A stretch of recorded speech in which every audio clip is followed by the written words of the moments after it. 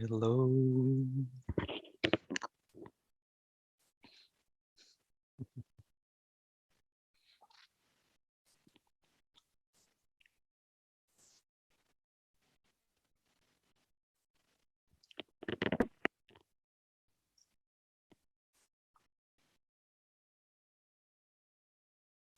Can you hear me? Yes, no? Yes, perfect. How are you, everyone? For the ones that don't know me and the ones that I'm about to know, my name is Sarkhan. I'm really happy to be here with you all. It's such an honor that we can spend this time together. So we are gonna take advantage of this gathering, so we can go deeper into many subjects that I know many of you have already sent me some questions, which I'm really gonna be really happy to answer. So thanks again for this opportunity, and I'm really happy to see people gathering or spending time together with these crazy times. I'm sorry also because of my voice, I'm a little bit sick. Here in Spain, where I'm at, the weather has been changing a lot, and I have a daughter, and we were spending time outside, and I got a cold. So it is what it is. So how are you? How's your weekend been?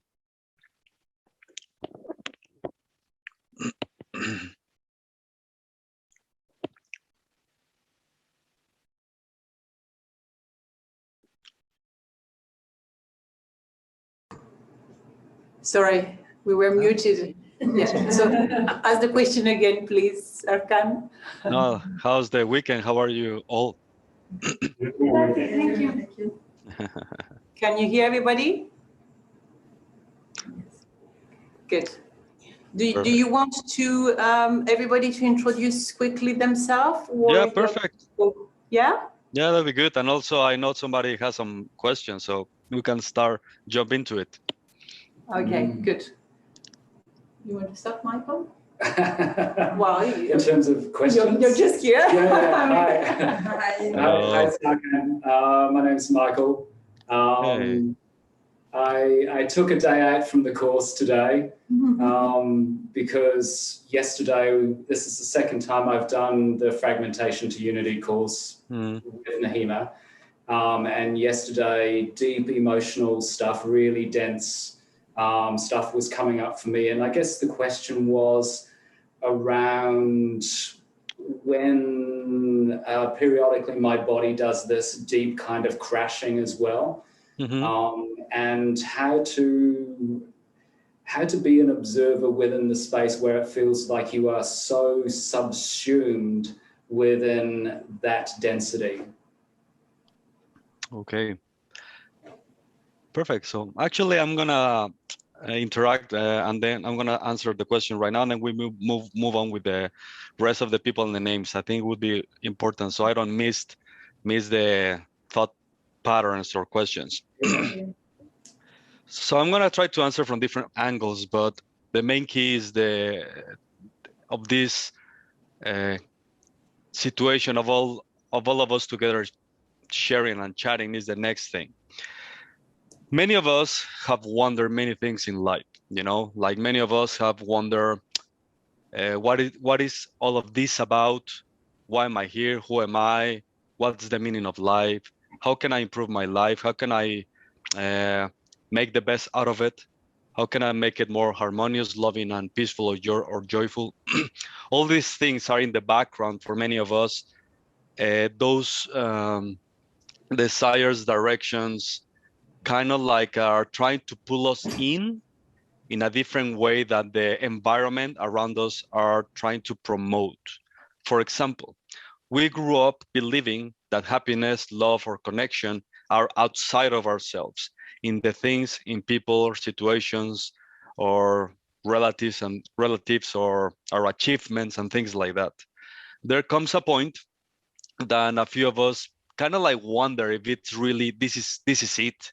Like really have a beautiful family, job, retirement plan and things like that, that at the end of the day, there's something within us that is still missing something. Sometimes we cannot put it into words. Sometimes we might have some words for it, but still there's a longing. For a few, there's a craving that I need to find a deeper meaning that I'm experiencing right now. A few of us end up in spiritual journeys, self-discovery, I don't know, workshops, books, videos, and things like that, because there's still something missing within ourselves. And some of us wanted to walk on a journey to find those answers, to find the meaning of this subtle feeling that we cannot put words into it. And then we are becoming more conscious or more aware of things that are unfolding in our lives. We started to become more conscious about thoughts, patterns, beliefs, emotions, as you were saying, things like that, that probably before we weren't really aware of them, or what it meant to be living life through those filters, through belief systems, through emotions and things like that. We weren't really aware the impact that causes all of us in a conscious and an unconscious level. So the more we started to a journey going within or exploring different ways to get clarity in life, in ourselves, the emotional aspect, the mind aspect, the awareness aspect. So we're trying to integrate something that can actually make the puzzle of life makes more sense, you know? So that's something that many people started to notice. Their awareness or their intuition or their sensitivity has become more ripe during time, and also during because life's experiences or circumstances were pushed to become more aware and more humble, and in many areas. So that's a beautiful thing, because we still are looking for deeper answers. And my intention for this period of time that we're going to spend, I'm going to try to answer the questions in the deepest I can go, because I've experienced and I found myself in my own journey. Many people probably don't know it, but that's probably for another day. I always wanted to go to the deepest of my own self, find the answers, try to connect the dots of my feelings, the sensation of separation, the longing for unity, even the anger, because I didn't want to spend much time in separation, duality, anxiety, and all those things. There was something that I wasn't really comprehend. How and why am I living all these emotions? Why am I not really integrated on living in a harmonious way all the way in all aspects of my life? So I spent a lot of time trying to dig in, explore, inquire, try to know the answers of life and go to the core of things. That's always been my aim, to find connection, to find love in an experiential way, and the most honest and direct I can be from that platform. That's what I want to give you today, because I know I always wanted truth above everything else. I didn't care it was an unpleasant truth. I wanted truth because I knew there was something inside of me that was longing, like I said, for something to be answered. And like I said, many of us believe that love, appreciation, the senses, the mind, everything that creation has to give, there's a point that is not enough. And many people are mature enough to notice that even creation is amazing, and the desires, living life to the fullest is amazing. There's still something missing. And there's one little key thing about this conversation and the rest of the question that we're going to be addressing today. I always wanted to know, who am I? Why am I here? And that journey took me to different crazy journeys along the road that made me realize deeper truths, let's say, a deeper understanding of life, myself, emotions, thoughts, sensations, beliefs, patterns, talents, lacking. Like I became aware of all these things because I wanted to embark myself into a self-discovery kind of like journey, because I didn't understand my life fully, my experiences fully, and of course the rest of the world, I didn't understand it fully. I had beliefs of how it should be, right and wrong, but that doesn't mean I understood the game or myself or life, because you end up in circumstances that they probably are wrong, but they end up being the best experiences ever. Or the opposite, you might have the greatest experiences ever and they're the worst at the end of the day. So then you cannot really frame life into right or wrong, because you are entering into a game that is really hard to decipher and to put a pinpoint in it, how it should be, how it should look. So from that platform, my only aim now, my only intention, let's say, is to help people realize who they really are. Once you know who you are, everything becomes clear. If you don't know who you are, everything is a mess, doubts, stress, lacking in some area at the end of the day. So I found that if you go to the deepest and embark the journey of, let's say, the clarity of who you are and who you are not, suddenly everything becomes really clear. Everything, every aspect of your life, every aspect of everything you can imagine of becomes clear, harmonious, integrated. Because that's the missing key, like I just said, you, who you truly are. Not what you believe you are, not what you believe society said you who you were, not what people around you tell you how you have to behave in order to become someone that can be acceptable and lovable. All those things are beliefs that we have learned and accepted along the way. But at the core of things, we don't really know who we really are. We believe things, we conceptualize things, we identify ourselves with mind, thoughts, emotions, things like that. I'm not denying they exist, but we believe them, that we are those things, and that those things have an impact, or they can condition how can we experience ourselves and how can we experience life. And that's the tricky part, because the moment we believe everything that is in front of us as something that can actually have an impact on us, the way we behave or experience ourselves, that's when we have landed into the confusion land of illusory, duality, misconception, or true nature. So my only aim now is to clarify who you really are and who you are really not.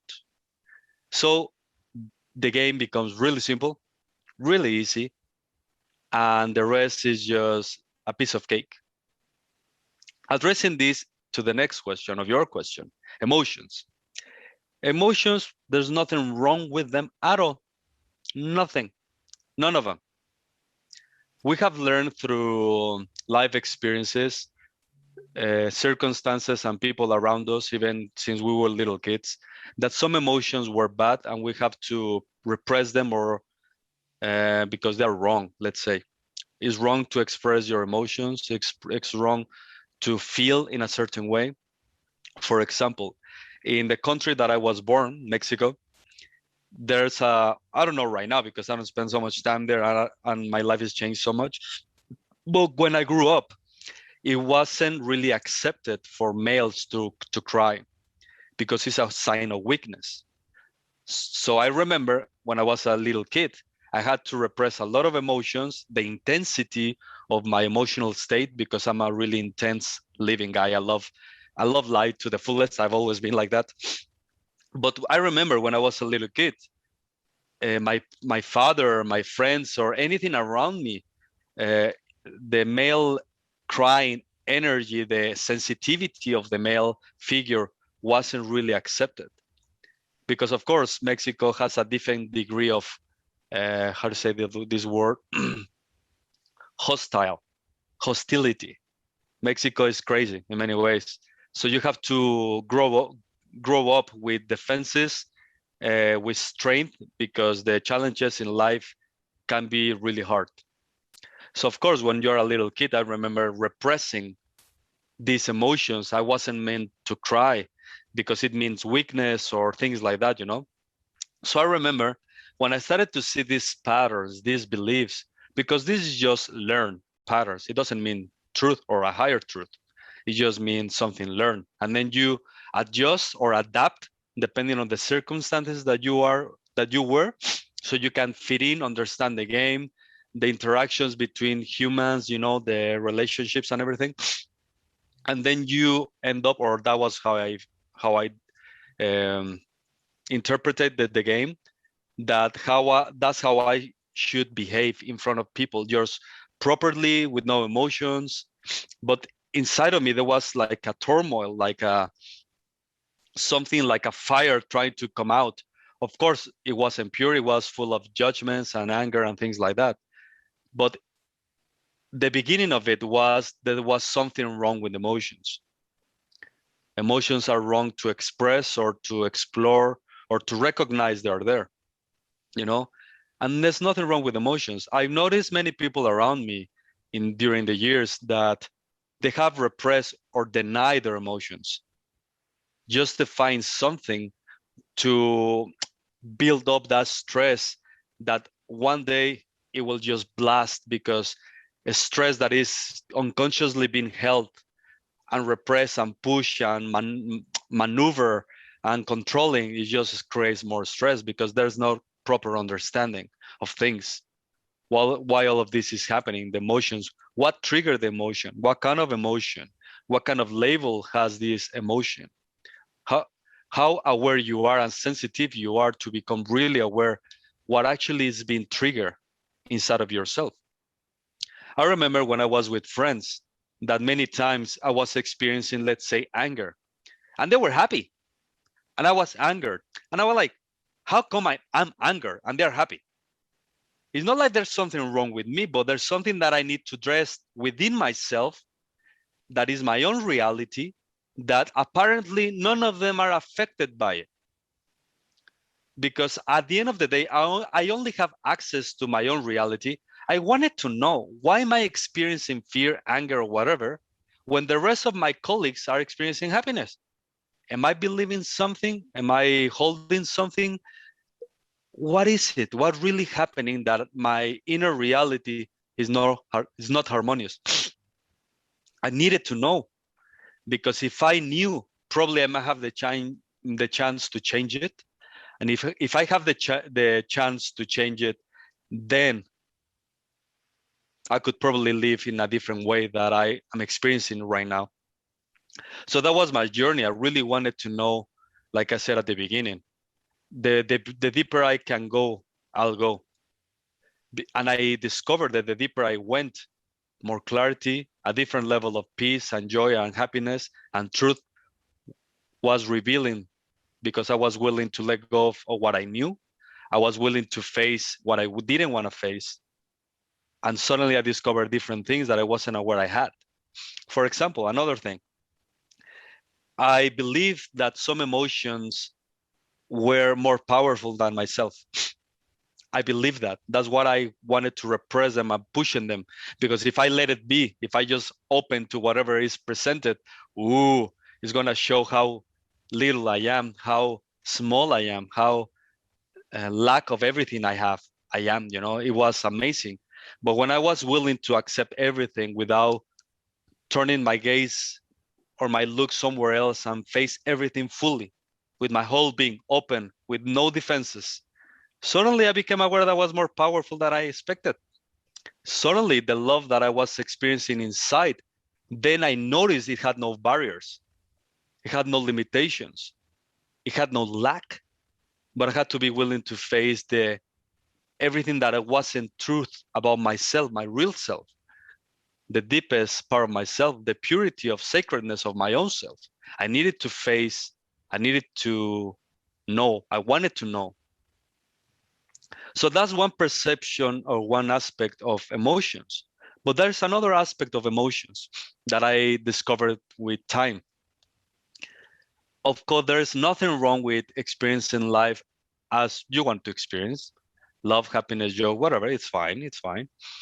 The problem comes when we believe that everything that we are experiencing, the outside, is the fountain or the source of our experiences. I remember with my friends, family, or even girlfriends, that I believe and I treated them as if they were the source of my happiness. They were the source of my love. And when that happens, it's chaos because control, necessity, attachments, hopes, dreams can actually go to the sky, or they go to bottom rock and be hellish, the experience, because we're dependent on the outside, because the outside, in whatever form, is going to give us what we need and want. Like I said, desires and experiences and everything around it, there's nothing wrong with it. But there's a problem when we use the outside as the source of what we are experiencing. When you go within, when you are brave enough to start to be open to a different way of living, to a different way of seeing things, you notice something, that you are the source of what you were looking for. So before, you were looking for love and you found it on the outside. When you notice that the outside cannot give you what you want, you start to look within, you start the inner journey, and suddenly you end up in a place where, holy smokes, I'm the source of what I was looking for outside. So it means that my nature was more loving and peaceful and joyful before I believed I had to find it, before I believed it was outside of myself. Then you get to explore life in a different way, in a purer way. More when we were like a kid, you know, open, radiant, innocent, pure, unbounded. But we just, in some point in the road, we believed that the outside, first we lack something and we need it from the outside to experience something that can fill this lack, this limitation, this condition. And those is just because we believe, and we just believe the beliefs to be true. There's nothing wrong. What I said, a higher truth would actually bring you to a state where love, peace, and harmony will never leave your side ever again. If we live life, like I said before, always outside, denying, judging, controlling emotions, thoughts, whatever, sorry, but peace cannot really endure so long. Neither love can last for so long, because that's the game of creation. It's never permanent. It always goes and comes. Something is born, something dies. Emotions, sometimes they are there, sometimes they're not there. Sometimes the thoughts are there, sometimes they're not there. Sensations, sometimes they are there, sometimes they're not there. You know, that's the game of life. And if we try to hold on to things because they're giving us what we want, at the end of the day, they're going to be gone. You cannot really have control of what is presented and how long it would last, because nothing lasts, no matter what. That's the way we have we have learned the game, to feel the outside, to control the feelings, to sustain the feelings. Sometimes we are craving for life to experience a lot of love, either because we want love or because we want to avoid loneliness. Sometimes we're going through life trying to experience happiness in many areas, not because we want to be happy, it's because we don't want to feel the opposite of happiness. Like I said, in many level of unconscious patterns or beliefs, you can see your actions, your interpretations are your goals, and your dreams are your aims. The question is, how come you have these aims? How come you have these desires? Why do you have them? What do you need? What is lacking? How deep do you want to go? Like I said, because if you live this kind of life, at the end of the day, it'll have limitations. It won't last as you think it might last, or desired, or hope it lasts. Nothing lasts. But when you kind of like jump into the inner game, you see that everything lasts. It's different. It's not like the love that you used to experience before that comes and goes, or that you only experience it in certain people or certain circumstances. Actually, the love is you. If you knew you are the source of love, why are you trying to find it? If you knew you are the source of everything that is lovable, sacred, and divine, why are you searching? If you knew you are everything, you will never, ever, ever again search for anything, ask for anything, desire anything. If you knew you are everything. Like I said, depends on how deep you want to go. One little step inside can change your life dramatically in many ways that you not even can imagine. About love, peace, harmonious feelings, connection with people, your friends, your family, to such a degree that you might be ending up crying all the time because you didn't know that life could be such, it could be this way. The only thing was required for you to wanted to know who you are, really. And that's the end of the day, the biggest question of them all, the simplest to get the answer of, but then many people don't want to know because what it could mean. But of course, it means the next thing.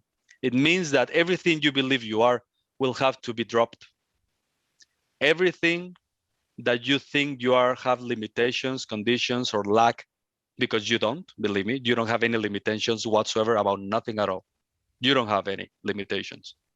You believe you have, but that's another conversation, but you believe you have limitations or that life has limitations, but that's not true at all.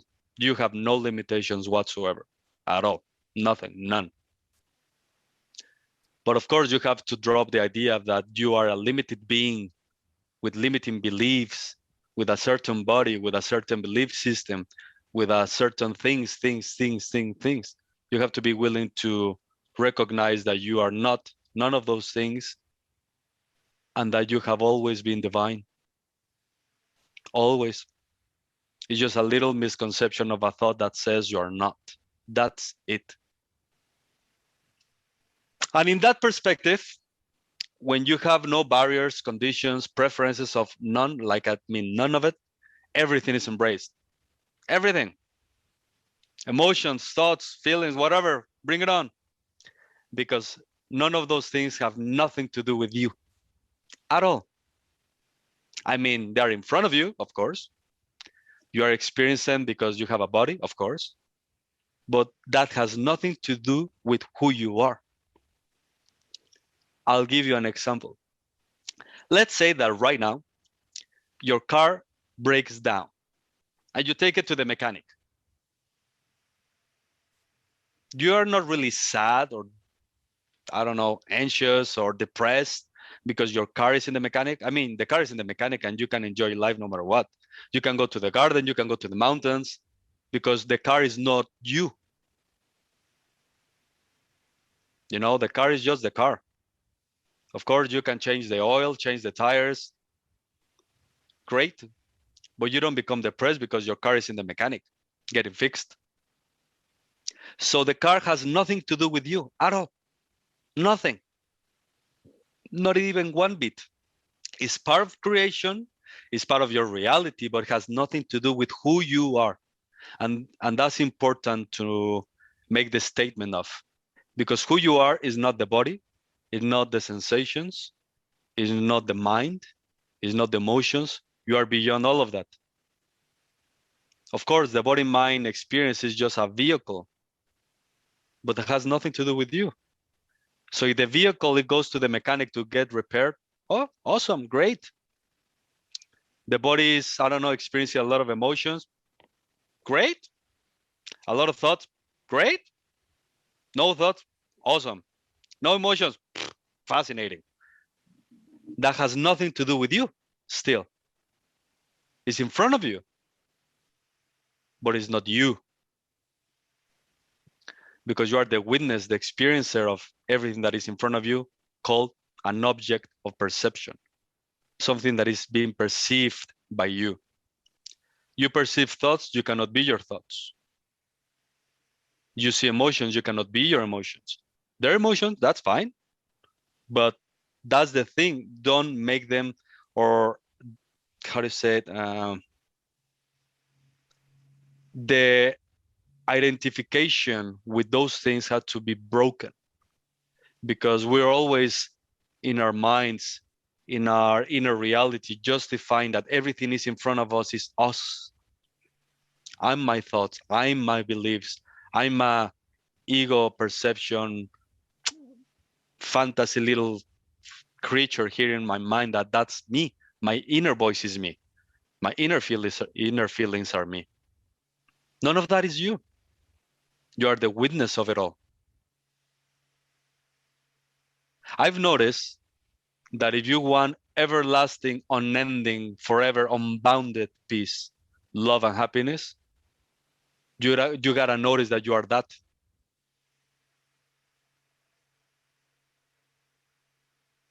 And it's not something fleeting that comes and goes once in a while. That's the mystery of all of this. Really, have you ever wondered, just put it into perspective, that you are the witness of everything?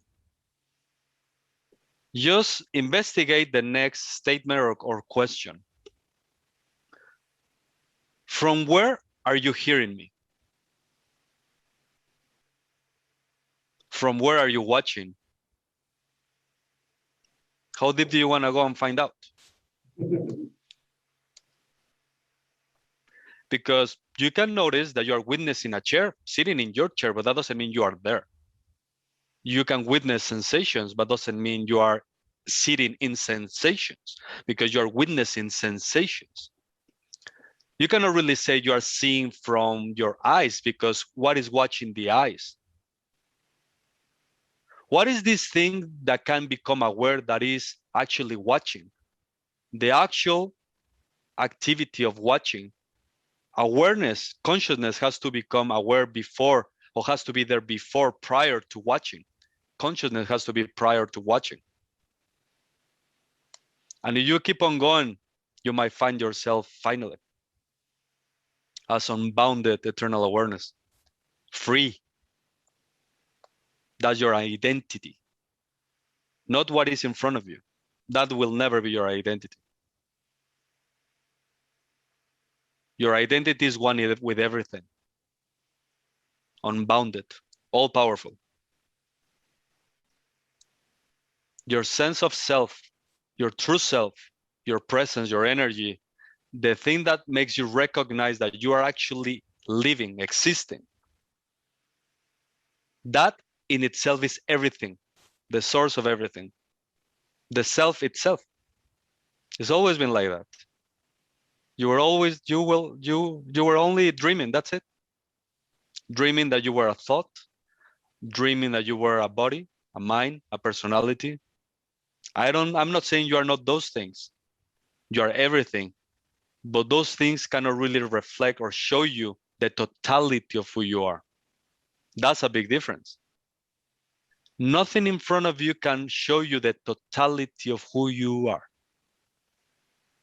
They can just tell you glimpses, little things of the immensity of who you are. And nothing, no matter where you go, no matter what you do, no matter what you experience in this life or read this reality or other realities, they won't have any meaning.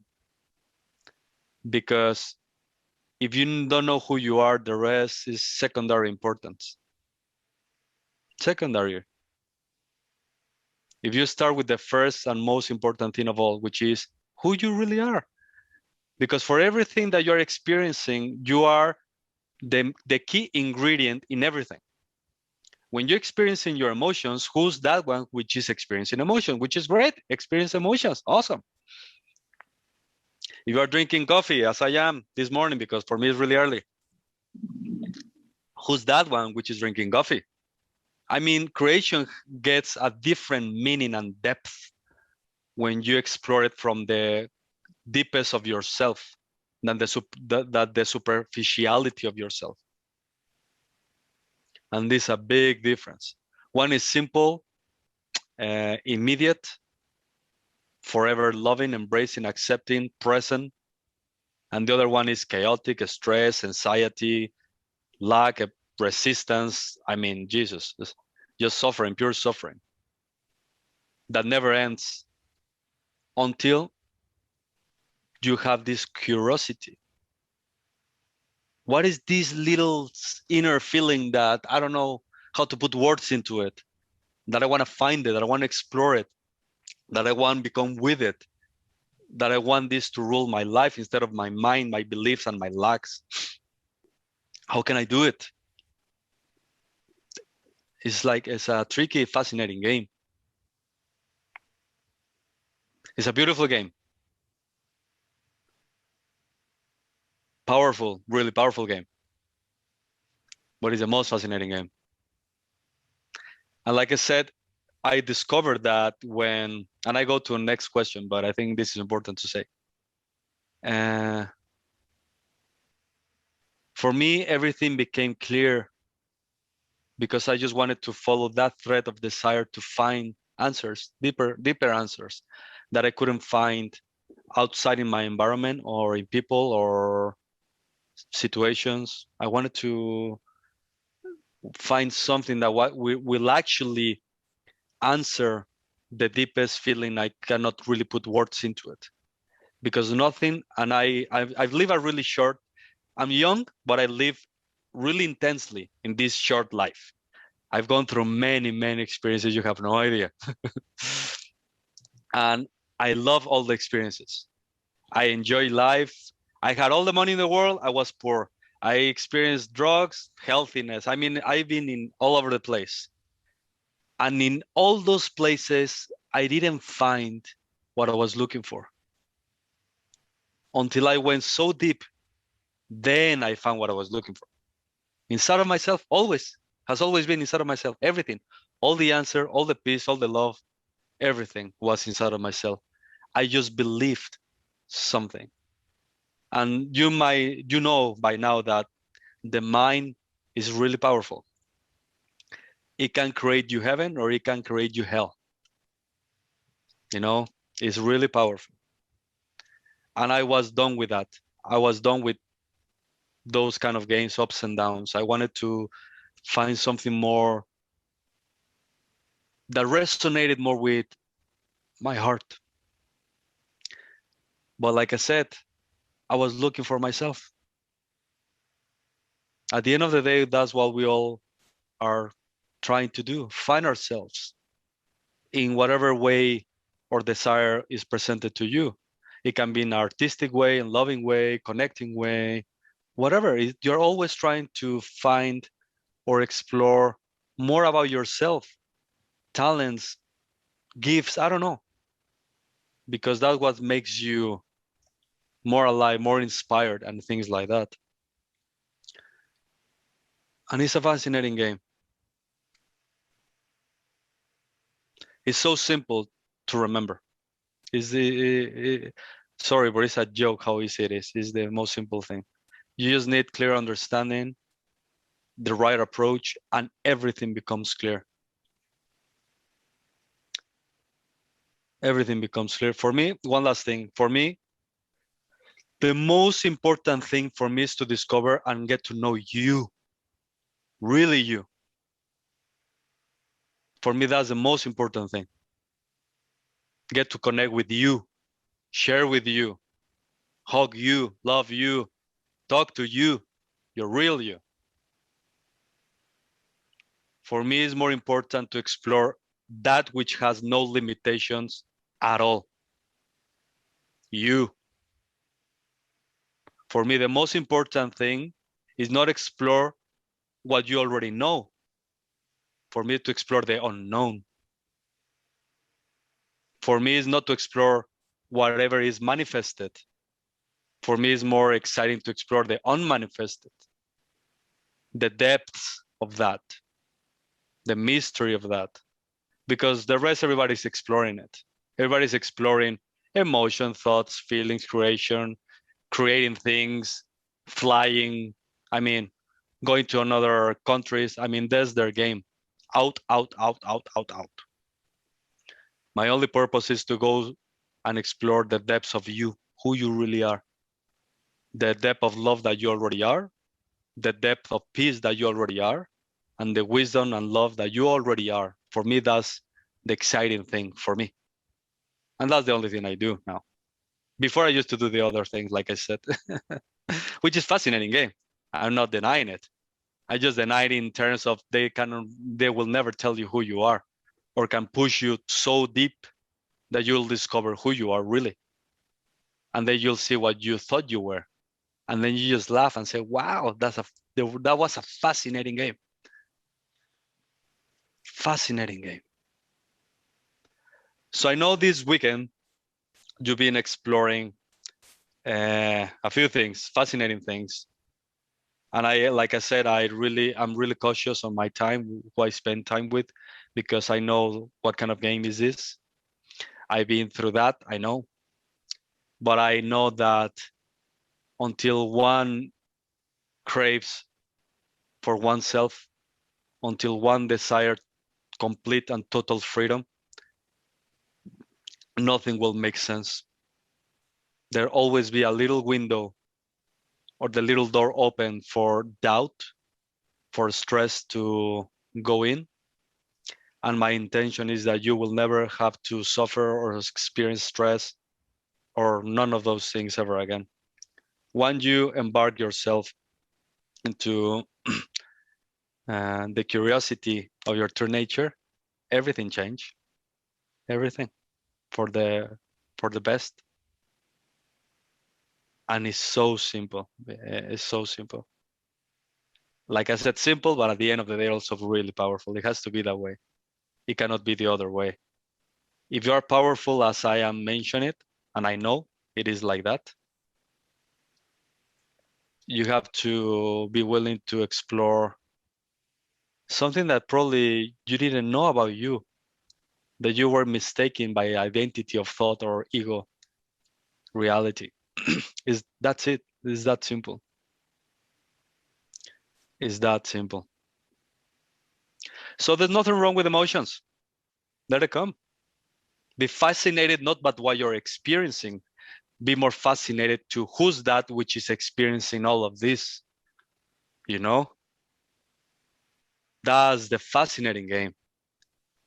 If you are fascinated to discover the first piece in this equation, which is you, because in order for emotions to exist, you need to exist first. Otherwise, there wouldn't be any emotions. There wouldn't be any thoughts. There has to be someone there to witness them, to experience them. You know, there's nothing wrong with them. But the curiosity for me and the only aim for me is to help you to discover that one which is witnessing and exploring emotions. And you'll see that that one has no problem with no emotions. None. Because it has its own light and its own wisdom and clarity that everything that is in front of ourselves cannot be you. And if that's true, nothing in front of you have the power to condition or to limit the experience so you can really be. Nothing at all. And then everything becomes joyful, loving, embracing, not judgmental, with no preference of nothing at all. Because you know, you understand.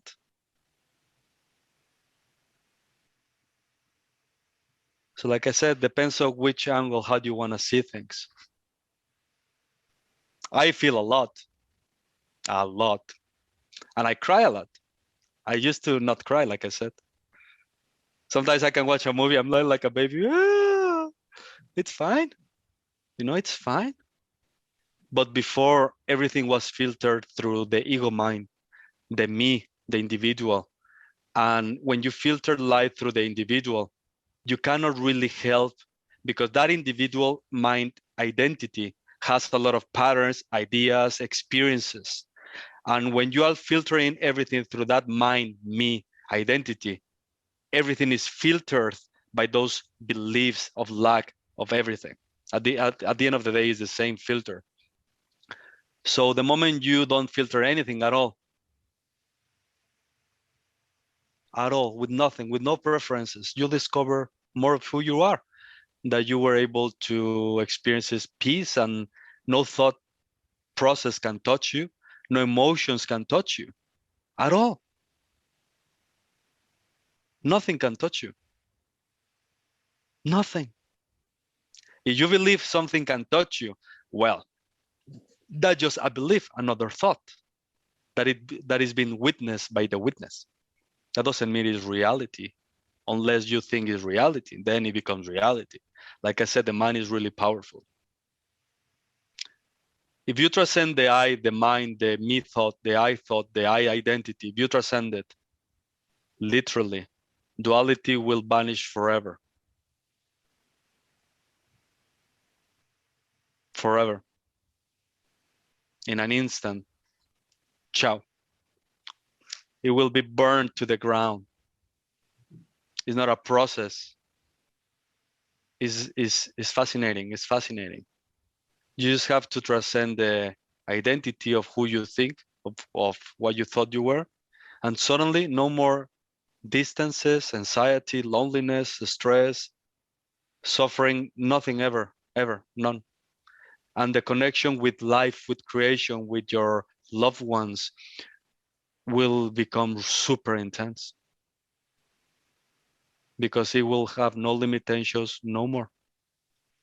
And the love that is meant, the love, the divine qualities of life will rush forward to you, because you don't have resistance, protections of anything that is blocking everything that is coming to you. Like I said, it's different. Many people are okay with a little piece of peace. And what I'm offering you is an ocean, wild ocean of peace. Unbounded, not a little drop of peace. No, a water drop of love. You can have everything if you want it. I mean, everything. It's so simple. Everything is there for you to take it. Everything is there for you to take it. No conditions. You don't need anything. You don't need to change anything. You don't need to practice anything. You don't need to purify anything. You don't need to become good at anything. You don't need to perpetuate anything. There's no conditions for you to receive everything. Only your openness and your willingness. That's it.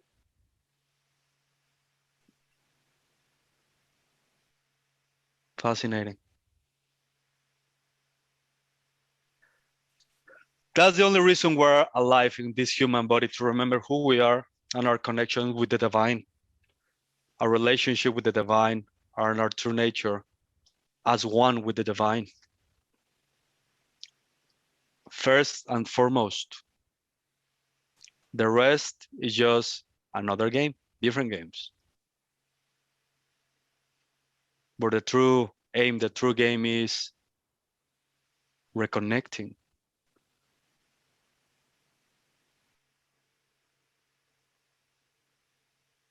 Reconnecting.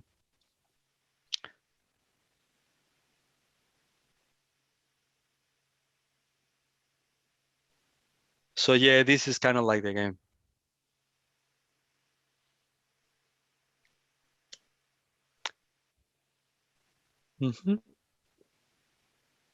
I don't know. Sorry. Do you have any questions or anything? Mary, you had another question? Yes. You want to?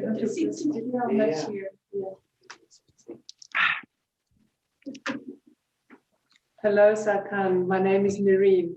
Hello. I was hiding in the back. I've had a lovely 2 days with Mahima. So some of my questions you've actually already answered, so I won't make you do that all again. Nah, that's fine.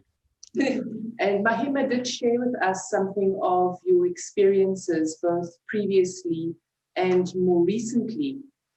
And I wanted to ask you a little bit about that, if that's okay. Yeah, of course. So two questions really. The first one is, how do you describe your most recent shift in awareness or consciousness, without necessarily giving it a label, but if you could maybe share with us what happened there. Mm-hmm. And then the second part of that is, how has your everyday experience of life changed as a result of that recent shift? Okay, great questions and tricky answers, but I'll do my best. About the shift, first about the shift.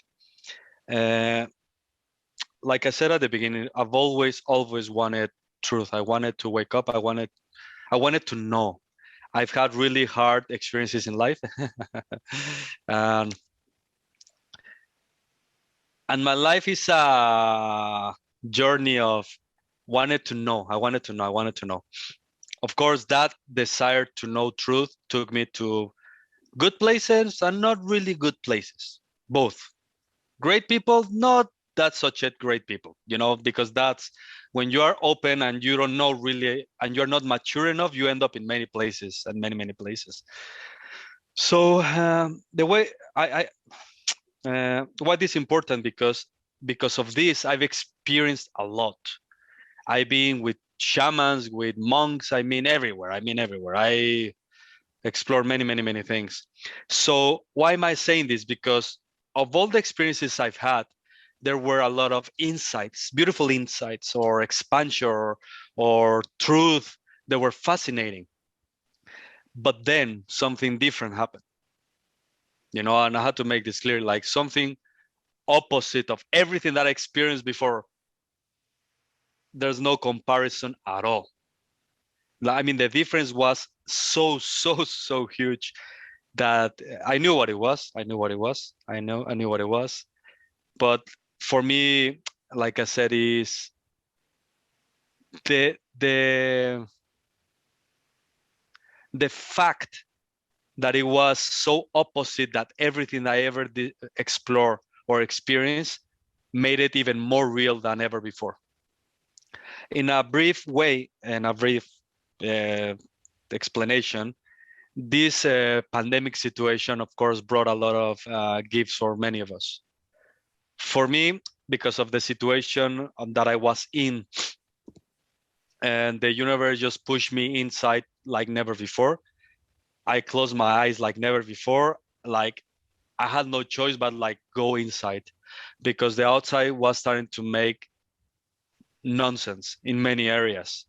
Even in the spiritual area, everything that I was involved with was started to make no sense at all. Like I wasn't agree with anything at all what was happening. My heart was pushing me to different kind of road journey.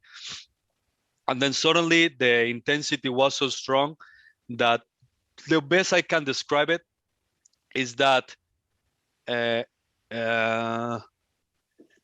literally what happened was everything just melted like this, like a curtain out of dust or layers of mud. You throw water and everything just dissolved. So literally what happened is everything dissolved, everything disappeared, everything. Literally everything. The mind, sensations, and everything disappeared. And the only thing that was left is the self, with nothing else at all. Only an unbounded ocean of nothingness, supreme, was left. Like I said, everything disappeared. The universe, people, mind, sensations, everything disappeared. Time, space, notions, everything gone, destroyed. That's kind of like what happened. That's the best way I can describe it. And I knew what happened, but I didn't have the words or the concepts, but I knew it, like, fascinating. And then the other fascinating thing happened, because, and this is the crazy things, that never happened too. That just little brief explanation that I just said never happened.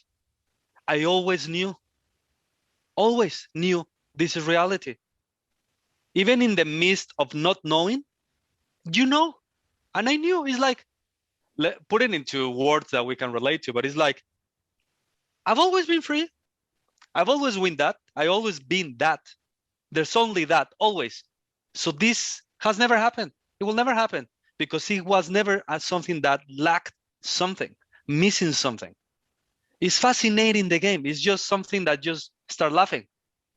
And it's funny because it's like I finally found it, but I never found it. It's like it has never reached, or it has never left me.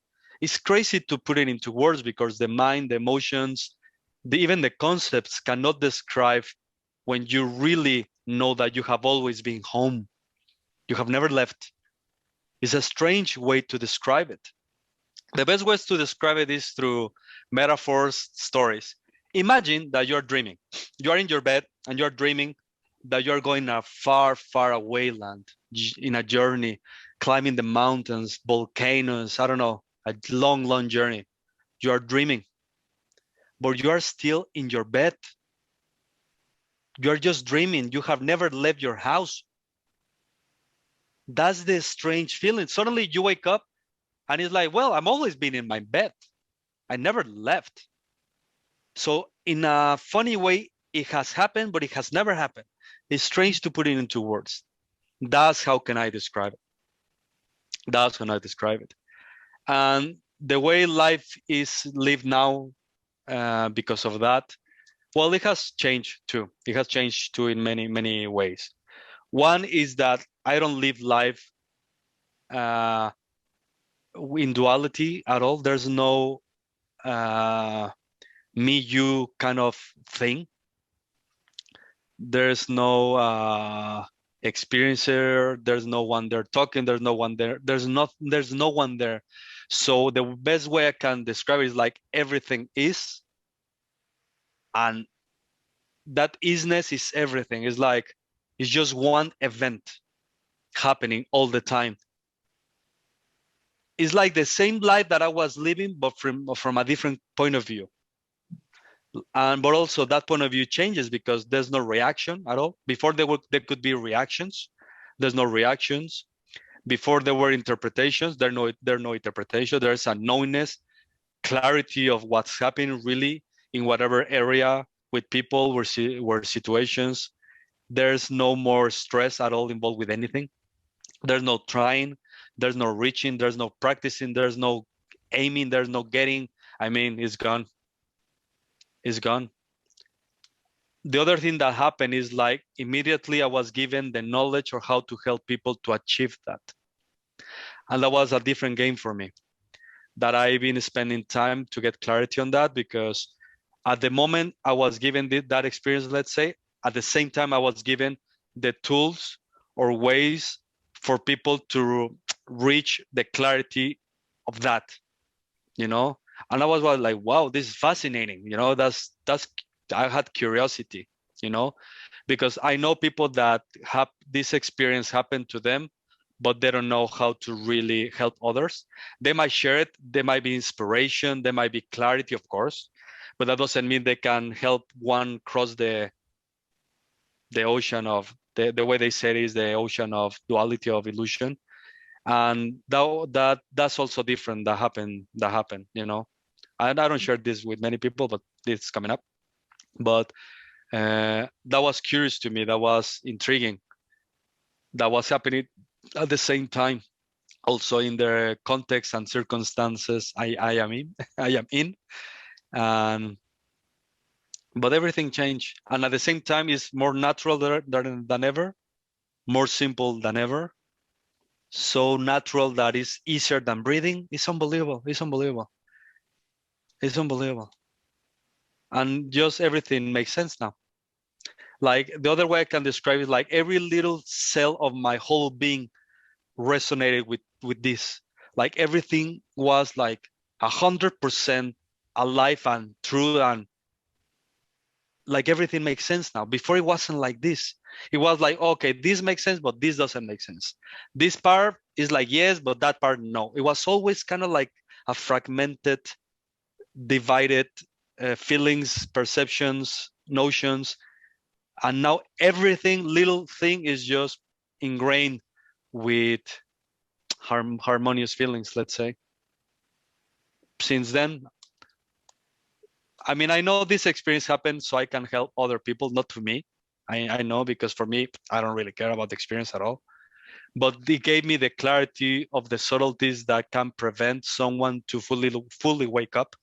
I'm not talking about increasing your level of consciousness, which is great. I'm awesome, good luck, because that doesn't mean you fully wake up. I'm talking about fully wake up, you know, and that's a big difference.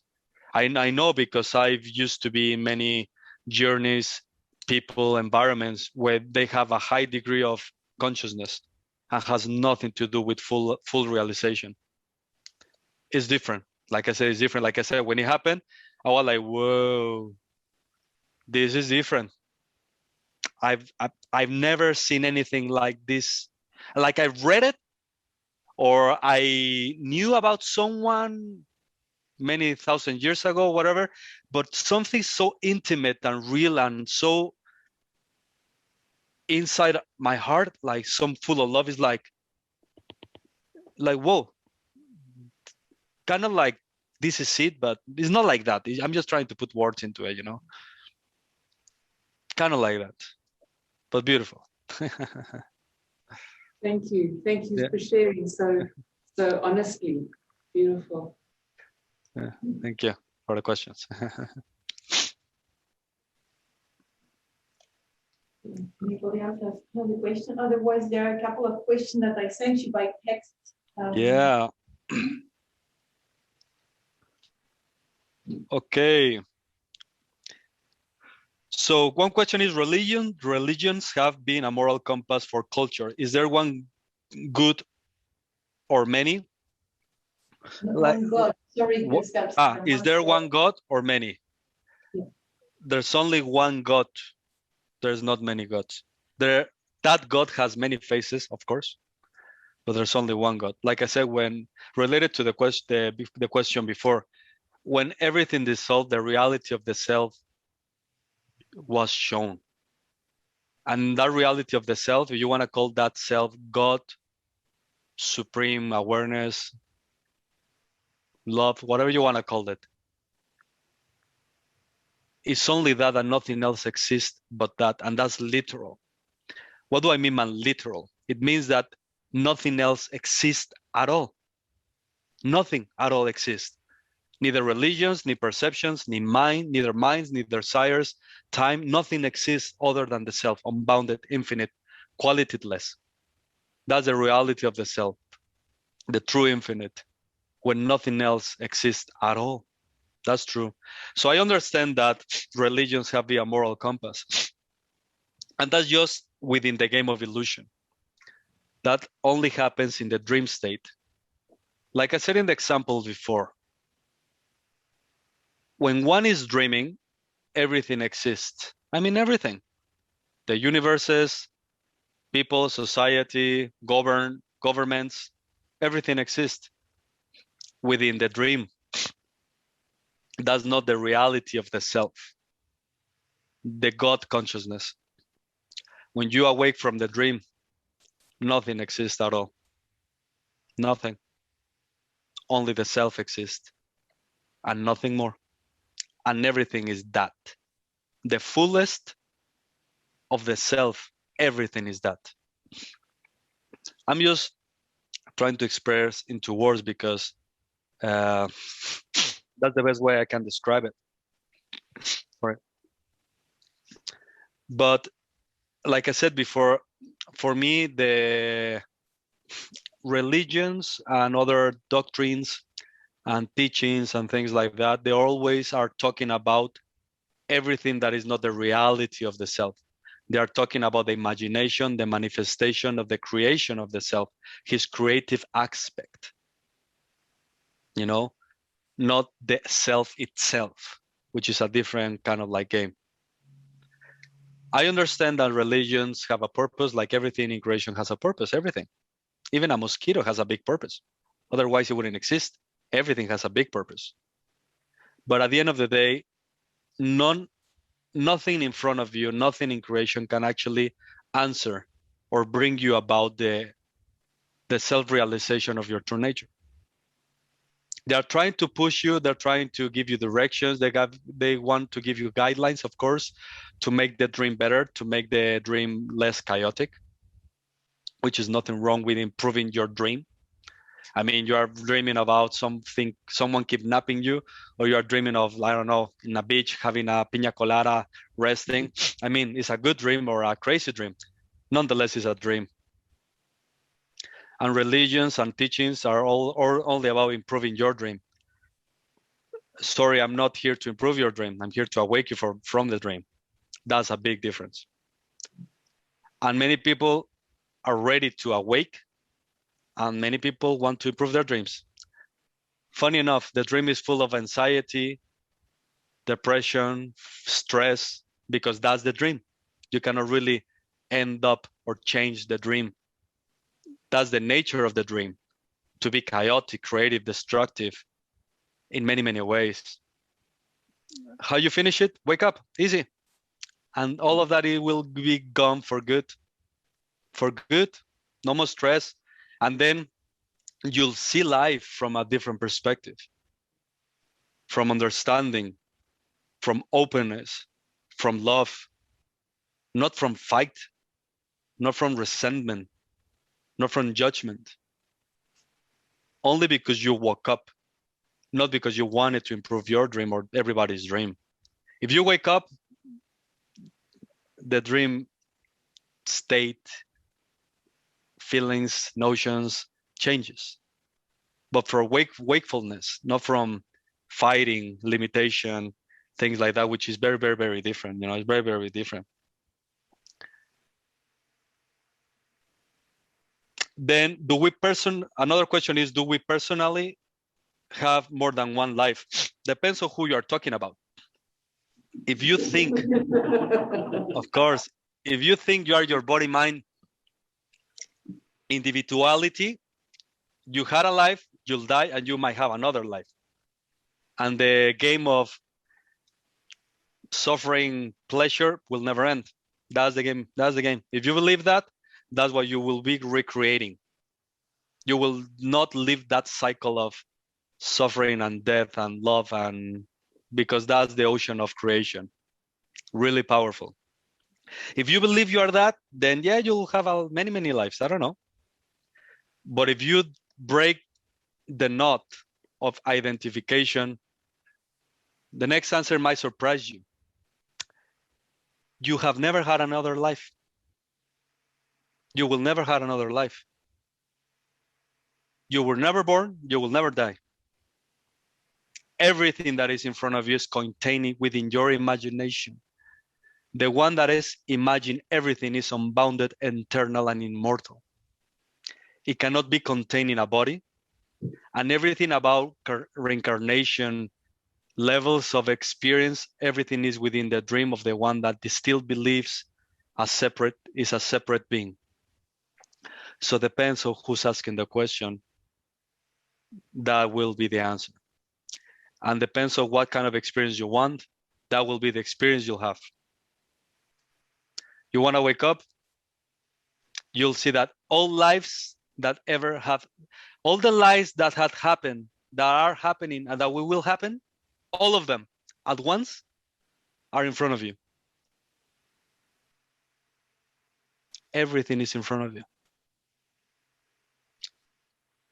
If you believe you're in the game, you're inside the game, you're inside the dream, you're in a body with connections, with past that is bounded and limited by time and space, chaos, stress, reincarnation, change of energy, change of vehicles, and that doesn't end. It can end if you want, this time, this life, and awaken to a higher truth where none of that can actually apply to you. So, like I said, depends who's asking. And what kind of answer do you want? But that's the way it is. Other than air and water, is there another life force energy that we connect with? Yeah, one of the answers that people hear is love. Nah, it's not that powerful as you think, as your own energy, your own presence. Nothing is as powerful as your own self. No energy is as powerful as your own presence. Nothing at all. So you really want to connect with life force in a deeper way, more powerful than ever. The source of all life, the source of all energy is you. Everything comes out of you. There's nothing more powerful than that. If you play to rest in your own self, your own feeling experience of presence that you are, and dive deep, man, nothing compares to that. Nothing at all. Because the only thing that has no limitations in everything that you have ever experienced is you, not the things that you have witnessed of experience. Your own true self is unbounded energy, immense power.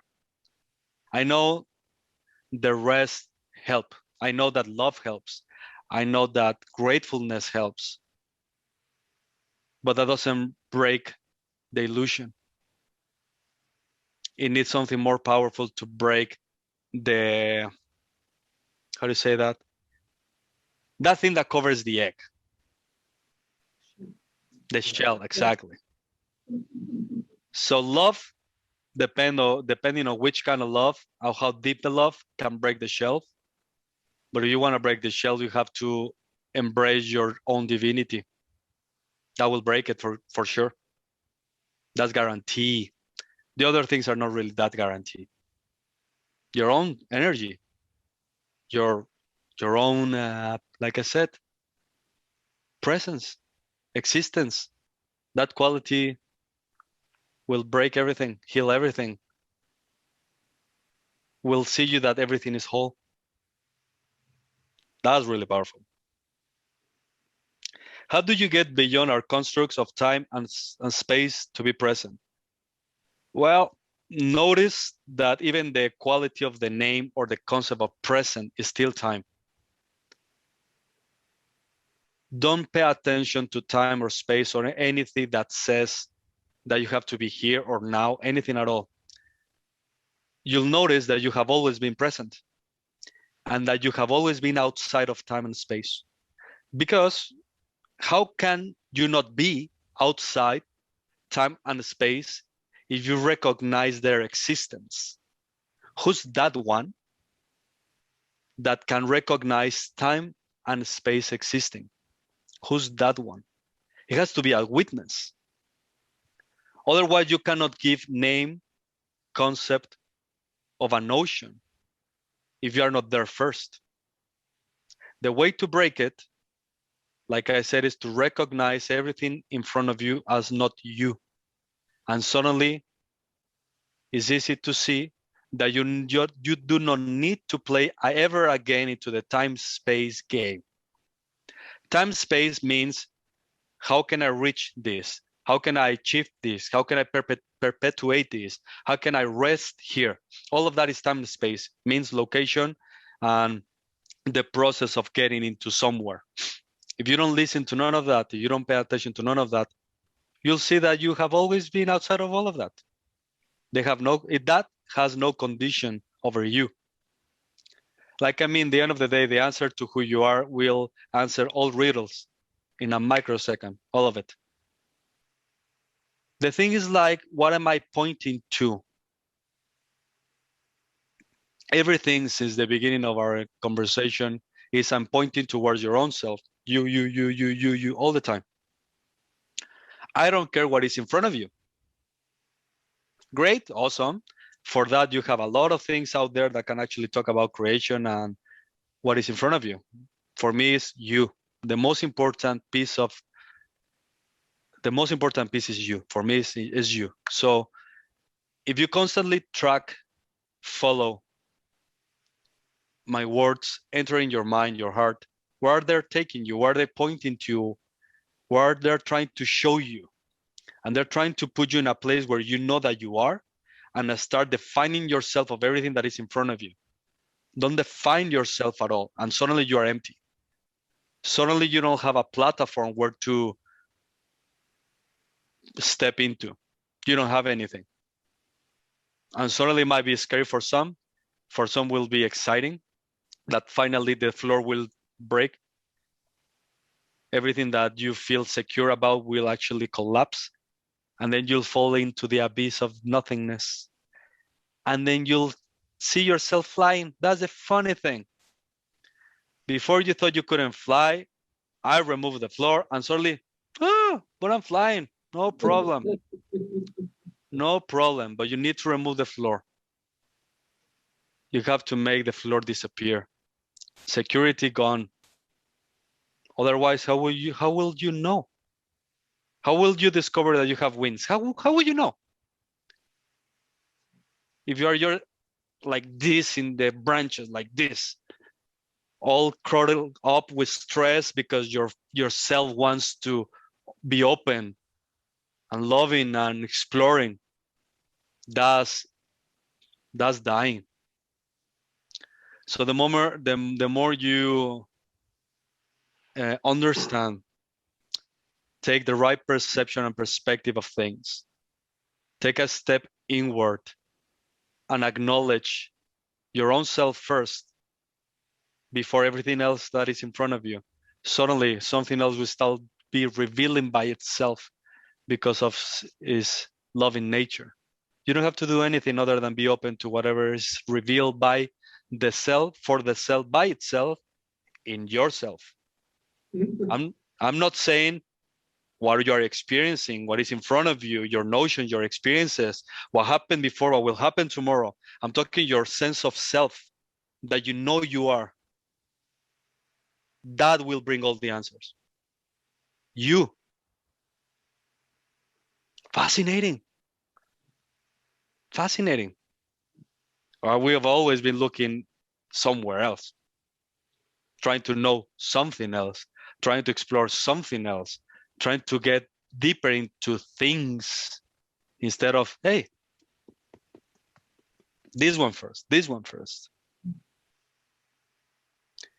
When a family member passes away, is he still contactable?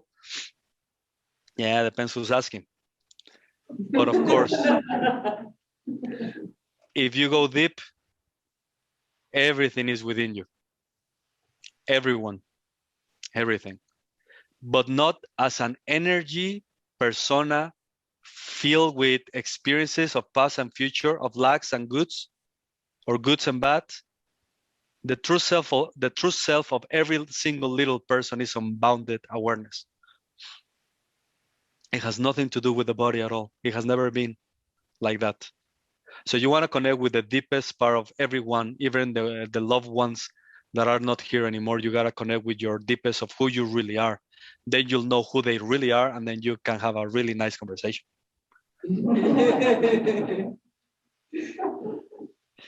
Is love the strongest conquering emotion? No. It's not the strongest. There are strongest emotions than love. But that's into the realm of divinity, where the emotional state cannot be put into words of concepts or frames of me and you or me and that. When all of that is removed, something else emerges. More sacred, more divine, more pure, more... It's hard to put it into words because human experience cannot really put it into labels. Human understanding cannot put it into labels. A dictionary cannot put it, it doesn't work, it doesn't serve, because it cannot reach that realm. When the individual disappears and everything else disappears, when the me-you relationship breaks completely, it's different. It's more divine, let's say, more sacred. Yeah, it's different, and it's more powerful. A different, like I said, like a different connection with everything, we're relating with everything in a more Yeah, I don't know. It's hard to explain. It's hard to explain because love is always, like I said, something that is experienced by someone. When you go to the depths of that someone, all emotions disappears as notions are concepts, and something that is being experienced or something that is triggered because something outside triggered it. Is everything changes, and that realm of the unknown, there's no language for it. There's no concepts for it. It's hard to explain into words the emotional states when one has lost all limitations in every single area. But there's more powerful things than that for sure. Two more questions that I have here is one, where the dead ones visit us? What is the first step for enlightenment? Okay, tricky question about the dead people. Probably they are on holiday, they don't have anything else to do. Or probably you are showing them something that they didn't find, which is light. Like I said, it's a different light when you explore the consciousness game, the transcendental game, or the enlightenment game is different, the light that comes out of that. And I know from experience that dead people, they want that. Not many people experiencing this. It doesn't have to, but I know people that have. I know I have, but it's because the love and light that your heart shines, that some people might be attracted to it or might be interested of it, because it's a healing, loving energy that many beings are craving for it. And the step for enlightenment for this conversation is to first, do you really want to awake? The honesty of that is important. I know the desire for awakening has to be the strongest of all desires. Nothing, for example, for me, and many people know me and know my journey, I've never wanted anything else other than awakening. Never. Of course, at the end of the day in the journey, I did what I could in life, of course, to create money for food, and of course, because life pushed me, you know, not because I wanted to, because I had to, you know, I had to find food. But in the midst of the worst experience, of the most contrasting experience I've had, my only desire was to remember, nothing else. And it's really simple to awake. But then there's a different kind of conversation, which is a tricky one for me to say it. It's really tricky. Like I said, it's not something that I really talk about it so much.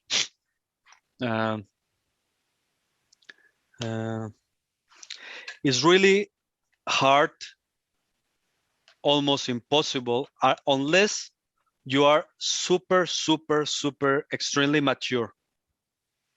To wake up is really hard to wake up. It's like the tentacles or the net of duality of illusion is really, really strong. It's really strong. Not as strong, as powerful as you are. Believe me, illusion has not much power other than what you give it, no matter how strong the illusion might appear to be. And for that, in my experience, what I noticed that can help to accelerate and make it happen is get involved, get in touch, find people, persons, teachers, something that can actually point and give you clarity around it. Otherwise, it's tricky. I know it's tricky. Like, at the end of the day, a good book from a good source, let's say, or a video from a good source, it will always point out to you. Always. It will bring everything to you. Your answers, your intuition, your clarity, your self-discovery. because that's the important thing. What are you experiencing? What are you noticing? Where are the doubts? Where are the fears? Where is the power? Where is the strength? Where is the passion? I mean, everything is around you. But like I said, it's a tricky game because I've noticed with time that for many people, it might be easy for them if the right approach is given, or the understanding, or the tools, or the dialogue is for that person, because every person has different experiences. For some people, let's say, the thoughts are stronger than the emotions, or sensorial states are more stronger than others. I mean, it's different for everyone. So I mean, the purpose of a teacher, of people that are actually awake, which are so many out there, they will always try to give you the tools so you realize that you have always been awake. Always been awake. Really, it's not a state to reach, but it's important for you to, that's what I've seen, to hang out, create environments or whatever that can facilitate the clarity that you already have, that you are just doubting. That's it, a little doubt or a little idea. That's it, really. That's it. Nothing more than that. But in the company of people, sages, books, whatever, will give you the clarity of the simplicity of this. I mean, it's so simple. Honestly, it's so simple that sometimes whatever you do is contradicting or is in the opposite direction of the simplicity of your own self. But you don't know sometimes unless you are approached by the right of the understanding.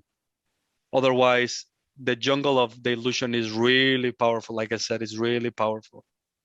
That will make it for sure certain that you'll have the tools and the clarity of everything that you already are, because you already are. That's it. There's nothing else that you need to do or change or transform or become. That's just mind games. But like for my experience, what I've noticed, and I've noticed in my students or the people that I've talked to, is the continuity. For example, I've always been the ones that I'll do whatever it has to take. I don't care. I don't care. I'll do whatever. I'll do whatever to find. And that passion, that willingness and openness made me humble, made me open to receive, made me open to implement, to practice. So can I discover for my own self, you know? And I see that has brought a lot towards my experience and others' experiences too. Fast and deep shift into their consciousness. But like I said, important is, do you want to? And the rest is really easy if you want to, because your heart will not accept a no for an answer. It's like, I wake up or I wake up. I don't have a choice. For me, it was like that. I don't have a choice. I have to remember, no matter what.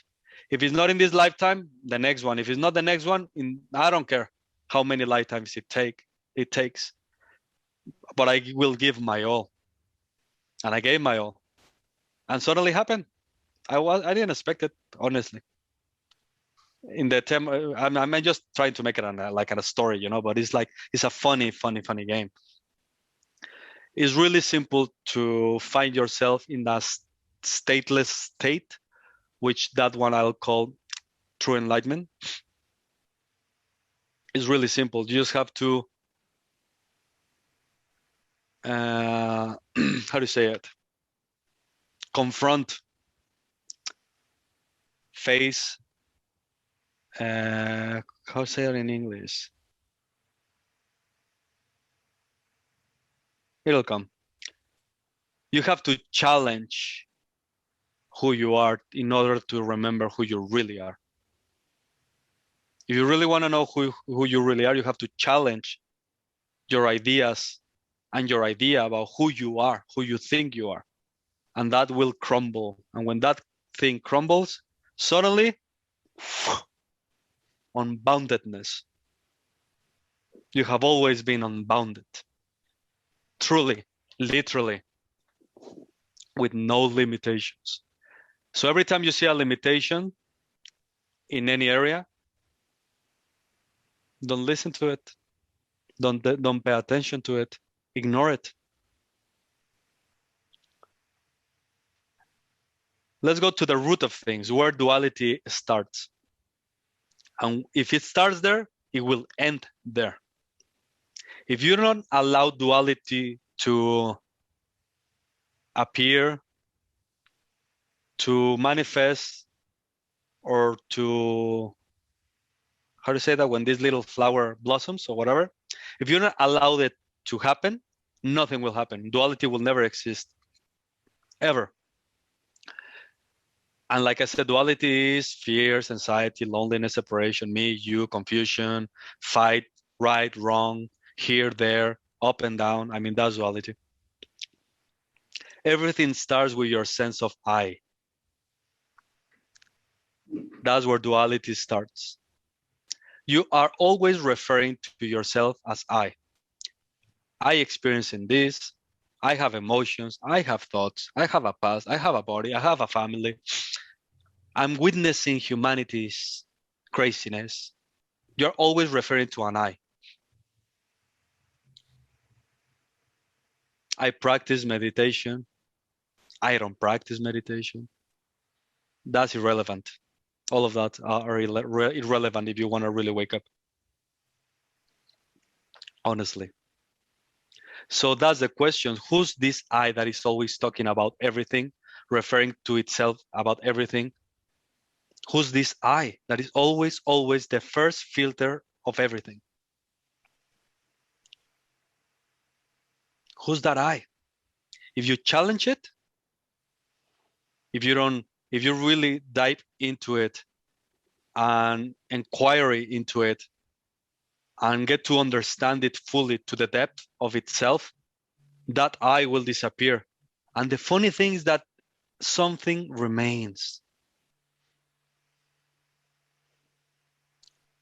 And that I disappears because this I is required for everything to show up. Because of this I, the mind, the ego, which is the same. Everything exists. Creation, you, the neighbor, thoughts, emotions, mind, but everything exists because of this I. Because this I is the only one that can actually see notions, form, concepts, divisions, parts of a whole. Only that I can see that. The true I, the self, the selfless self, doesn't see things, can't see things because it's everything. It will never see things as part of. It's everything. His view, his experience, let's say, is everything, experience it at the same time, everything. So he cannot see divisions at all. So if you challenge this I, duality, creation, destruction, thoughts, emotions, all of that cannot exist at all if you remove this I, because all of that can only appear in the mind or in the I or in the ego, in the individuality, in the individual. If you challenge it, as the camera says, there's someone still behind this I. Who's that one? That is the self. The totality of the self. You have always been the self, but the first mirror is an I thought. And like a prisma or a crystal, when light goes through it, multiplicity of colors happen. That's the I thought, the mind thought, the ego thought. Remove it by going to the source of I, to the source of mind, to the source of me. It will disappear, it will vanish. And there the game starts. A different quality of experience will appear, will show. A different quality of nothingness, void. You cannot really put into words. There's something different that shows when you go to the root of I or question the I, because there's something that still exists. No matter if you think you are or you are not, you still exist. Either you're conscious or you're unconscious, you still exist. That has nothing to do with you.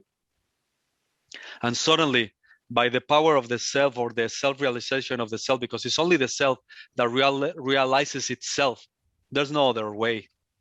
There's no technique, there's no process, there's nothing that will reveal itself as the self, because the only way is the self revealing itself as the self. So the only journey is to explore the self, and that will reveal itself. Nothing will. It has nothing to do with emotions, with the sensations or concepts or actions or the games of the mind or purifying the mind or bringing the mind back to now. All of that is mind games. For the realization of the self, that's what the word implies, self-realization, which means the self realizes itself. So the road, the journey, and the door is the self, your own self, not the mind, not the sensation, not the exploration, not the feelings, if you want to remember. So the way is to explore your own self, which is the only simple thing that you always have, more immediate than anything else. Because in order for you to introduce any technique, you need yourself first. So imagine you have to be more important than the object that you're playing with. So like I said, the real journey is your own self. So when you rest, let's say, explore, go deep into your own self, suddenly you'll see the I thought, the mind thought, the ego thought. And if you don't pay attention to it and you notice that you are the witness behind the I thought, the I-ness, suddenly there's a void. There's no words. You cannot really pinpoint what it is, but you are that. And don't make it an object. And suddenly freedom will reveal itself as something that has always been there for you, as your own true nature. You have always been that, but you have to ignore and not accept nothing as an indicator for your true self. The mind will say, well, if I practice more, don't listen to it. I need more time, don't listen to it. Like I said, don't listen to no limitations for you. You have no limitations. Honestly, you don't have any. So if the mind says that you have some, don't listen to it, ignore it, and just rest, stay quiet, be empty. And suddenly, the simplicity of what I'm talking about, it will reveal itself to you in the most miraculous ways. Miraculous ways. It's that simple. Hey, Gemma. Sarkhan, how are you? Good to see you again. So something I'm getting stuck on is, like I hear you saying about there being no limitations, but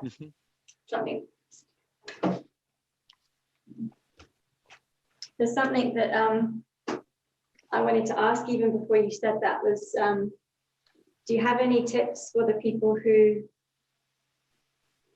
maybe don't have the strong desire to wake up? Because to me, that feels like it's the limitation. That you don't have it? Yeah, so I feel like I have periods where I get excited about it and then I fall really deeply into the duality again. And it feels like quicksand. So I don't know if it's just, my mind telling me that I don't want it, or if I just don't want it. And is that just a belief, and you just let go of that and then you're awake, or? So I'm kind of, do you get the essence? Yeah, of course. So tell me what is behind wanted and not wanted. Tell me what is like behind any desire of wanted or not having it, or having it or not having it. What is behind it? What is that like? It's the I suppose, like the sense of someone wanting or not wanting. What is behind that? How's that like?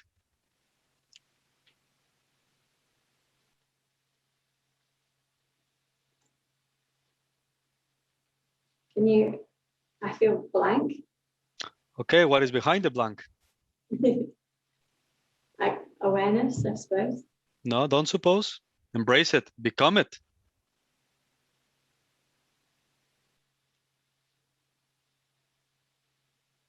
just consciousness. Consciousness has no desires of anything. It's not involved in anything at all. It's just witnessing everything. Like I said at the beginning, sometimes the desire for freedom helps some people because sometimes it's important to put that fire that will burn everything that is not true about you. But some people is different, like you, which has nothing to do with the desire, because even the desire for freedom has to be transcended too. Everything has to be transcended and reach a state or a place where nothing can affect you or define you or condition the way you experience in life. In this way can be that desire, which is nothing wrong with not having that desire. The curiosity comes where, okay, if I don't have that desire, and it's okay, there's nothing wrong with not having that desire.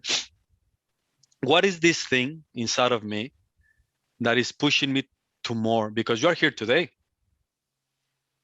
And it's not the first time I see you. It's the second time I see you, personally. I put up a lot of resistance this weekend.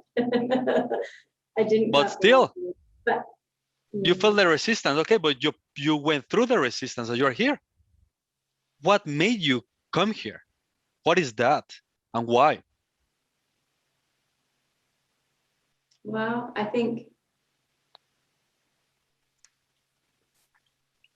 yeah, something holds on to the hope of there being something more, even though there's a very heavy doubt that it's available to me. Mm-hmm. Well, let's explore this. Who's that me who says that has doubts? Yeah. Like I said, this is the easy way, the direct way. Who's that me that says, and of course that me has doubts, but who's that me? If you believe and you identify yourself with that me thought, you'll experience its own reality. Because like I said, the mind is really powerful. But if you notice that you are the witness of that me thought, if you don't allow it to dictate yourself, your experience, and your life, it won't have chance you because you are doubtless. You have never had any doubts about anything. It's just an identity crisis. That's it. Which awesome. Then you'll find your true identity, which is that's exciting news. When you have an identity crisis, that's a great experience because then you'll find who you are, truly. But like I said, who you are really doesn't have any limitations. So the moment the mind says, I have doubts, okay, yes, you have doubts. I don't have any doubts because I'm the witness of you. Mm-hmm. The mind says, yeah, I don't know what to do. That's great. You don't have to know. I'm lost in illusion. Yes, you are. And you just said, but I am not. Because I'm not you. I'm behind you. I'm witnessing you.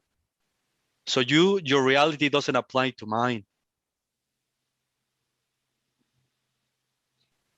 So what do you do when, because sometimes I feel like, no, here goes the I again, but you know when you're in this going deeper and like, it's like a hall of mirrors. Mm-hmm. It's like a hall of mirrors in an amusement park. Mm-hmm. And you keep looking like who's behind. And at some point my mind just goes and blows up. And then like, I can't do it anymore. It's like all this resistance comes to, it's like it's too much. So I stopped ascending, I stopped meditating, I stopped everything for a few months. Mm-hmm. And it's been very unhelpful. Because, well, like I said, meditation will never bring your self-realization, no matter what you do. Anything you do implies that will happen some other moment.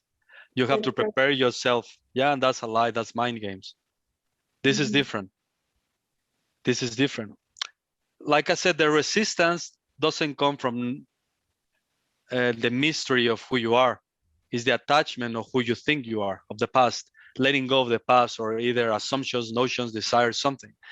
The pain comes from not letting go of everything that I know. That's the resistance. That's where the pain starts. Not of the unknown, not the possibilities, because that's exciting. I mean, when you go to another country, it's exciting. New food is exciting. I mean, there's nothing wrong with exploring new things. The problem is like we have attached our identity towards our experiences, our past, what I'm gonna lose, what I'm gonna gain, everything, interpretations. And that's the resistance, because in an unconscious level, there's something that is telling you you don't deserve to explore something of a higher truth than what you're experiencing now. And the pain itself is not willing to be open to more. Not the more, the old. We are holding to the old, to the past. And that's just painful, you know? But it's really simple.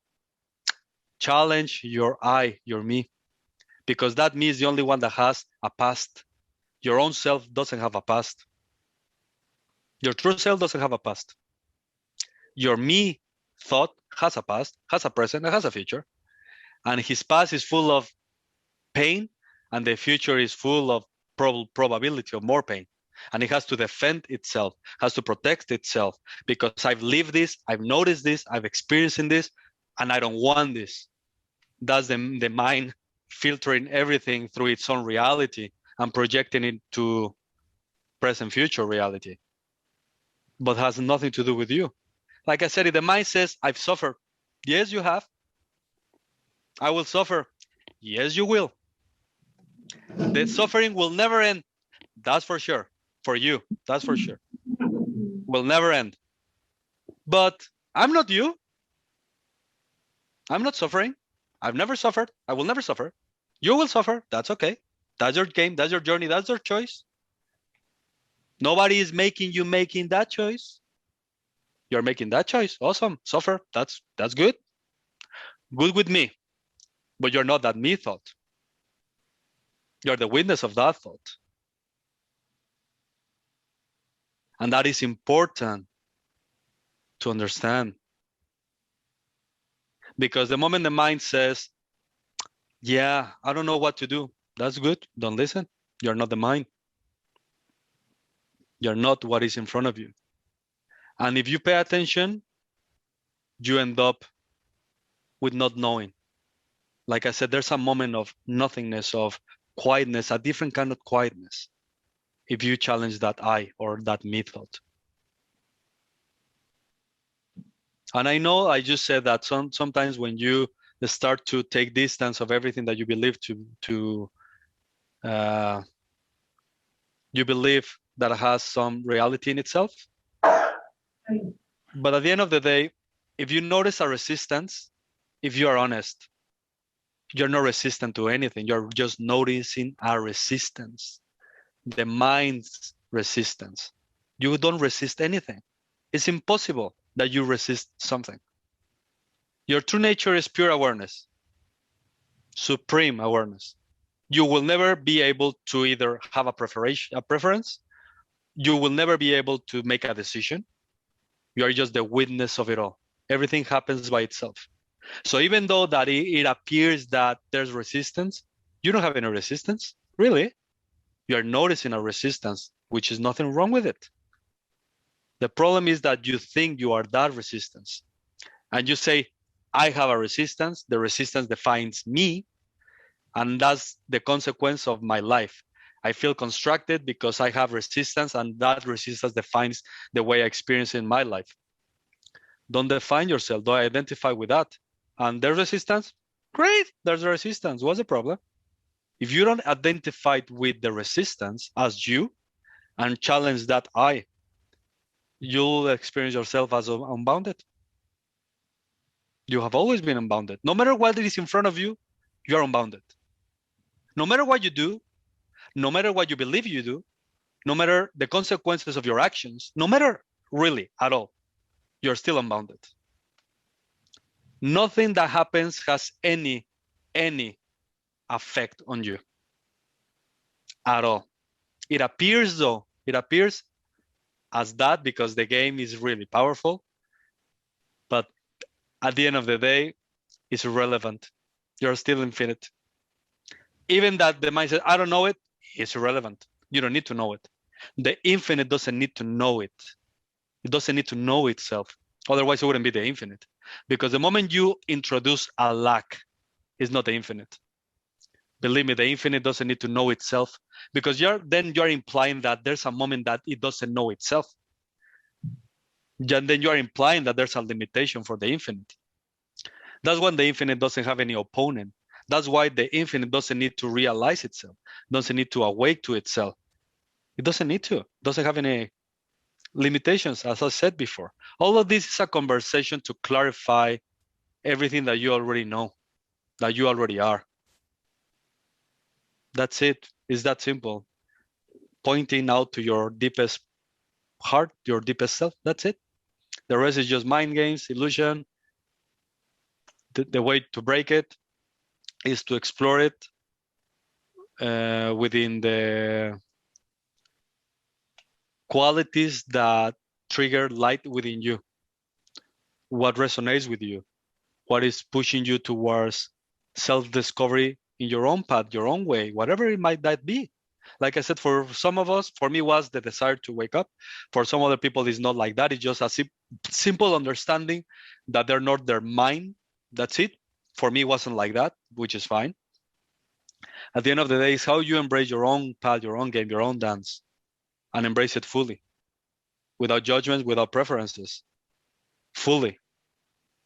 And the deepest you go in your own journey, your own answers, your own intuition, everything becomes clear and clear and clear. The rapid, fast way, challenge your identity. Challenge that me, that I, that is always talking about everything. I don't have, challenge it. And suddenly something becomes quiet. Without qualities, without notions, it's like you cannot put words into it. And explore that. And suddenly, freedom at last. And the rest becomes clear when you explore that, not before. The rest is just confusion. It's that simple, honestly. Because you already are, always.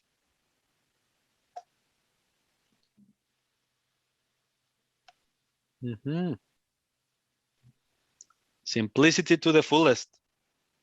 Just stay as you are and not define yourself that you are this or that. Easy. And then you'll see that you have always been the self, always. And the rest, like I said, is just mind games, illusion games, I games, ego games. Don't listen to it. Don't fall into the trap. And the game starts. Simplicity.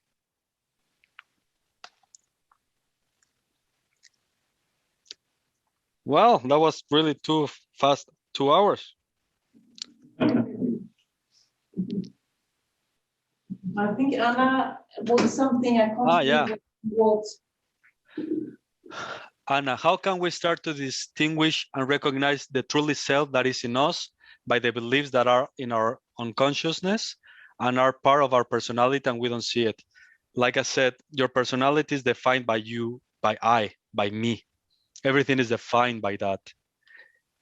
It's really easy to distinguish everything that you're not. If you are seeing it, you cannot be that. If you're watching it, you cannot be that. Anything that you watch, you cannot be that. And then there comes a point, depending of your maturity, your passion, your exploration, that the last gap and the last layers of illusion for them to break completely is the consciousness game. It's a tricky one to break. The sense of the watcher, the sense of seeing, and the subtleties around it. Because if you keep on going deep and deep and deep and deep, there's always something to be watched. And there's a moment that you cannot watch anymore, any longer. There's nothing left to watch.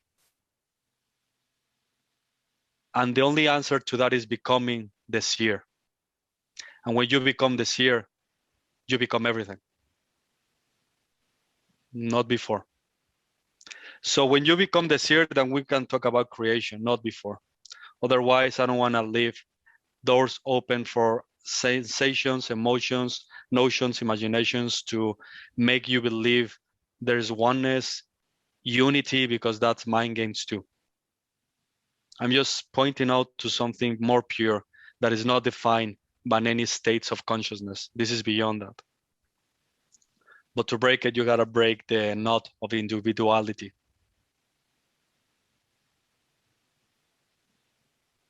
And it's so simple. You are not anything that is in front of you. I mean, the totality of you cannot be in front of you. And this is the next riddle, and this is a tricky, fascinating statement. Two statements I will bring to the table before we finish.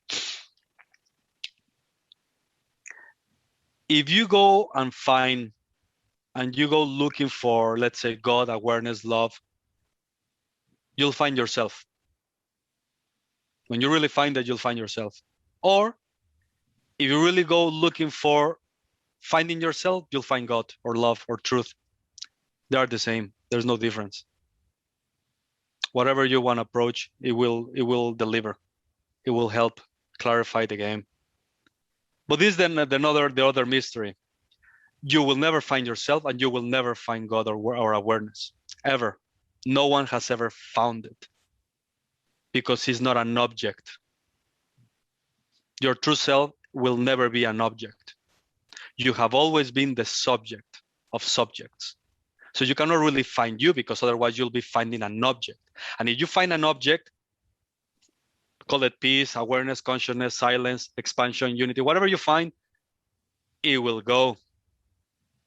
It will disappear, because it has become an object. You have to remember that you have always been the subject, and the subject cannot be found, because you already are. It's just a subtle recognition that you were lost into the looking for game, finding game, searching game. Like I said, you have always been in your bed dreaming. That doesn't mean that you have left your bed. That's the right approach and the right understanding.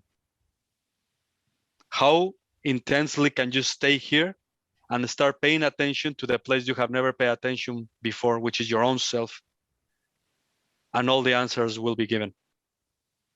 Like that. The rest is just dream. Everything that implies time, space, movement, approach, tomorrow, later, whatever is mind games, mind games, mind games. It's fascinating, the game. Because if I say that you will never find yourself, of course, it's true, you will never find yourself, because you already are right now. Aren't you right now existing? Do you really need to find yourself right now, sitting right there, listening to us right now? No, you don't. You have to stop believing the search, and the search is over. And it pushes you to stay here and be aware and open to what's really happening here. And what's really happening here is really different from what the mind has always been saying. This is more immediate, more here. It doesn't require time, distance, practice, nothing. It doesn't require anything. You just require to notice that everything that I'm just mentioning has nothing to do with you. And suddenly it reveals itself in the most magical, beautiful ways. So thank you. I know that you guys are finishing. I have to leave. But it was a pleasure to spend time with you, and thank you for this opportunity. Hopefully I get to see you more, or yeah. We'd love to. Yeah, thank you. Thank you. Thank you, Sarkhan. We will organize more of this. Of course. Anything, I'm here. I love you all. Thank you again. Ciao, gracias. Ciao.